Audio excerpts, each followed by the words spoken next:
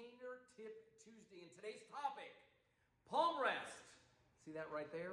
Or Personal Protection Extensor and its proper use. But before we do that, welcome to those of you that are new to the channel. Before we both forget, go ahead and hit the subscribe button and the little bell icon so that you don't miss any future content. You're also going to want to avail yourself of the free resource that is the no-cost cane clarity call. That way we can jump on a call, find out what's important to you when it comes to the cane. Even if you're brand new, you have no idea, we can have conversations on canes. Those are always fun, but more importantly, how to get trained with the cane, because it's the training that makes the caner, right? And really maximizes this tool. Let's jump right into, by the way, the way you do that is by texting CCC to 305-745-7839. I'll repeat it again towards the end of today's segment. And let's jump right into this. As far, you see this, right? That some canes bring it already. As a matter of functionality, you know, for those of you that use the cane to ambulate for better balance and so on, and you need it, maybe because you have an injury or any type of limitation, you're going to find that the palm rest is very, think comfort. You put your palm on there, you're in a reverse grip, it's pointing away from you, and it's just ergonomically a lot less stress on the wrist. From the self-protection viewpoint, one more thing before I get into that. For those of you regarding maneuverability, does it hamper anything having to do with? No, it does not. Regardless of where you are, you can immediately choke up on this and spring into action. So those of you that follow curriculums to increase your kinesthetic sense with the tool, okay, this in here, not an issue. It does not get in the way. That's all going to have to do with your training. You can only do with this cane or any cane what your training allows you to. There are other canes. I'm using an ACB 32. It's shorter, it's compact. We introduced this from the onset. It's been a very popular tool because it is shorter. It's designed for close quarter combat. It's also saving a lot of mirrors, a lot of TV screens, and a lot of lamps because it allows you to train in close quarters. Those of you that travel a lot, you're in a hotel room. This is a silent night. This is a hybrid spinner. It's designed for ease of use in maneuverability. It's longer, right? It's a standard 36. And then you see that palm rest on there as well. Something like a T-Hawk, which is a highly customized cane with a lot of work done on there. You see that it brings it, right? So there's certain canes in the ACSD lineup that come with it. Now, what's the functional use of this thing? How do you probably use that? There's a lot of confusion with this, right? One of the first questions, hey, if I go to use that thing, is it going to come off? No, not on our canes.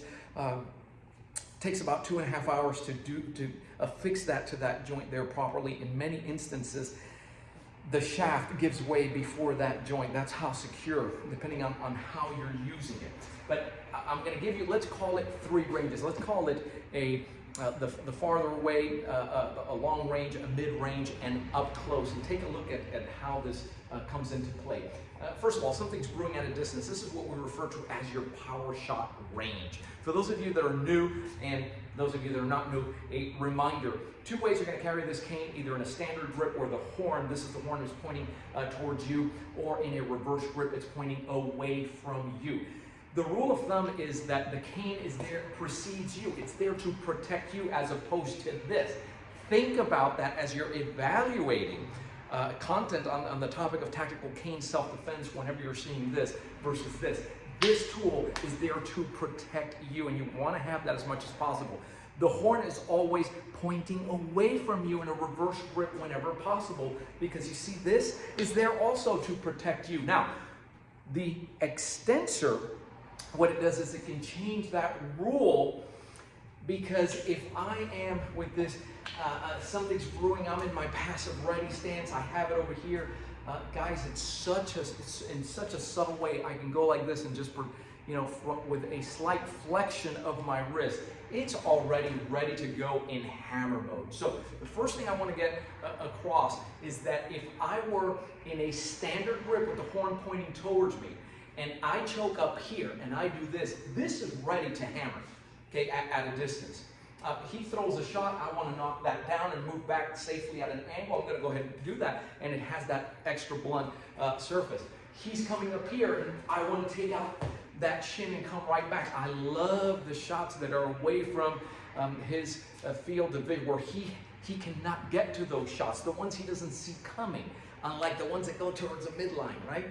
Those shots. But what about when he starts moving in close? And now if I were to do anything and come out here, maybe there's columns here and I don't have the room. Well, it's fantastic for that because it can work quick. He comes in, bang, bang, right, and come right over. So now you start using it. You start using that like a set of brass knuckles. This is a strike, that's a strike as well. It doesn't tie you up to anything, so I can move in range and come right back out if I need to in a tight space. That's how you're going to start using that. And then of course, once it's close quarters and you're in this range, you see how we use that. The principles don't change, right? Wood on bone hurts. Now you're coming in here. Now you can go to the eyes. Now you can start breaking in. Now you can start really, let's say he comes around, leveraging this piece, right? So I'm going to go ahead and anchor my foot. You don't see it there at the bottom, but I'm anchoring my foot so he doesn't lift. The only good thing about this is I know where his hands are, right? That's the only good thing, because my concern is when he does this, he lets go. Uh-oh, he's escalating, right? Maybe pulling out a knife. So I really got to get quick and good at doing this. Always keep in mind that he can be jacked up on adrenaline just as much as you are. And so sometimes you really need to, don't think it's just, hey, you know, I'm tapping on there and it's, no.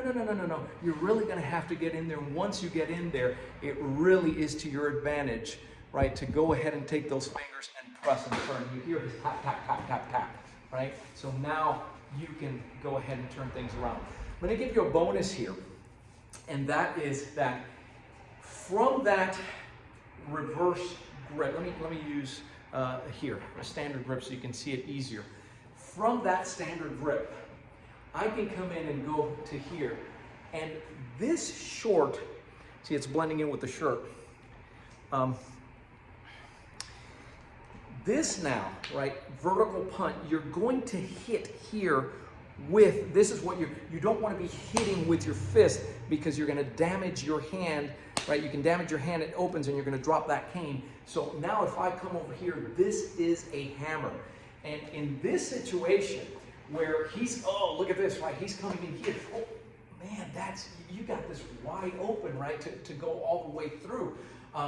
If he were, let me show you from this side how that might work, and say, hey man, I don't want any trouble, and he's going to come with a wide shot. Well, you're going to get there before he does with your vertical fist. Boom, when you come out, anywhere you plant that, it's going to have that kind of an effect, right? It's essentially a hammer.